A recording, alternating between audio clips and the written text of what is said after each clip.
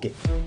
तो सबसे पहले इन्फेंट्री डे 26 तारीख की शाम महाराजा हरि सिंह ने साइन किया इंस्ट्रूमेंट ऑफ एक्सेशन कि हम भारत का हिस्सा बनने के लिए तैयार हैं। उससे पहले पाकिस्तानी कोशिश कर रहे थे कि एक स्टैंड स्टिल एग्रीमेंट ले लें कश्मीर से, और क्योंकि वहां पर यूनिक पोजीशन थी। कश्मीर पूरा state Jammu and Kashmir Muslim majority था और महाराजा जो है हिंदू थे, डोगरा थे।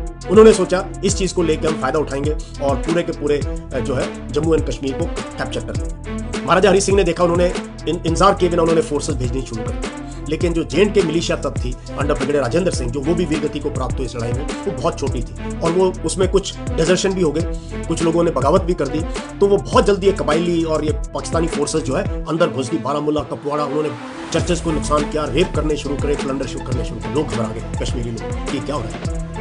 तब तक इंडियन आर्मी को उन्होंने अप्रोच किया, भारत को अप्रोच किया महाराजा हरि सिंह का, पहले साइन किया। तो साइन हुआ 26 तारीख को। जब उनके दस्तखत हो गए तब जो है भारत ने 27 तारीख की सुबह ये पालम एयरफील्ड से जो है यहाँ पर 1 Sikh and 4 Kumaon, they were here in internal security duties. तो ये जो हमारे रिफ्यूजीज आए हुए थे, खाना खिलाना, टेंट लगाना, इस काम में लगे। और फर्स्ट सिख के सीओ थे लेफ्टिनेंट कर्नल दीवान रंजीत सिंह। और इनका कमाल की बात है, इनका सिलेक्शन हो चुका था वॉशिंगटन डीसी जाने के लिए as the first military attache of India to US. पढ़े लिखे थे, स्टाफ कॉलेज कर चुके थे, बहुत होनहार अफसर थे। लेकिन ये आया, उनका नहीं मैं यूनिट के साथ जाऊंगा, पहले एयरक्राफ्ट में था। इनको बोला था कि जब आप पहुंचते हो श्रीनगर, अगर आपको एयरफील्ड सेफ नहीं मिलती तो वापस आ जाना, फिर हम ग्राउंड से शायद पैदल मार्च करके जम्मू से और रामबन से उस रूट से जो है जाएंगे। लेकिन उन्होंने वो पहले एयरक्राफ्ट में तो उन्होंने लैंड किया एयरक्राफ्ट, और एयरक्राफ्ट लैंड किए, 4 कुमाऊं लैंड करी, और जैसे ही अपना सामान सुमन उन्होंने उठाया और अपने आप को ऑर्गेनाइज करना शुरू किया, उन्होंने देखा कि ये पाकिस्तानी फोर्सेस तो एयरपोर्ट के नजदीक पहुंच गई। This was just in time, great action. तब तक इमेजिन करो आप, भारत अभी भी ब्रिटिश ऑफिसर्स के नीचे थी, इंडियन आर्मी। अभी तक हमारे ऑफिसर्स कोई चीफ या एडवाइजर या किसी कैपेसिटी में नहीं थे, they were all British on both side, Pakistan as well as.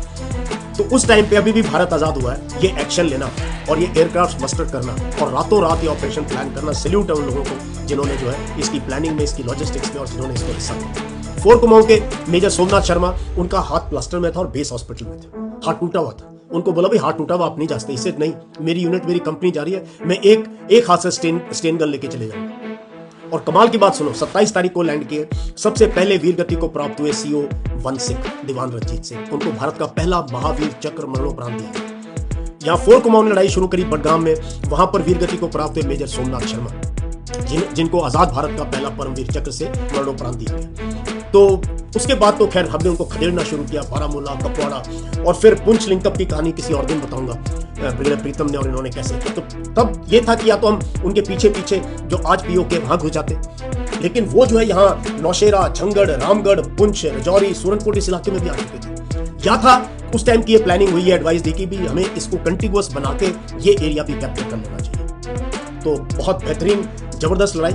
और इन्फेंट्री का मैंने बोला ultimate bayonet is their symbol, bayonet, और without pity, without remorse, without faith, that is infantry. और जब तक इन्फेंट्री के जवान के बूट जमीन के ऊपर नहीं टिकते तब तक वो जमीन आपकी। आप जो मर्जी एयर से कर लो, नेवी से कर लो, पैरा से कर लो, जो मर्जी कर लो, लेकिन जब तक इन्फेंट्री के जवान के बूट उस जमीन के ऊपर नहीं टिकते तब तक वो आपकी नहीं। तो वो जमीन को कैप्चर करने वाला होता है इन्फेंट्री का सोल। इन्फेंट्री की ये लड़ाई 47-48, उसके बाद 62 आपने देखा है, पूरा का पूरा लद्दाख से अरुणाचल प्रदेश, 65 वेस्टर्न सेक्टर, थोड़ा बहुत ईस्टर्न सेक्टर में भी हुआ, 71 major victory, surrender of Pakistani forces in East Pakistan. उसके बाद 84 सियाचिन ग्लेशियर, कमाल की बात है। उसके बाद Sri Lanka operations, Maldives operations, and insurgency in North East, insurgency in Punjab, insurgency in J and K, and then of Vijay Kargil operations.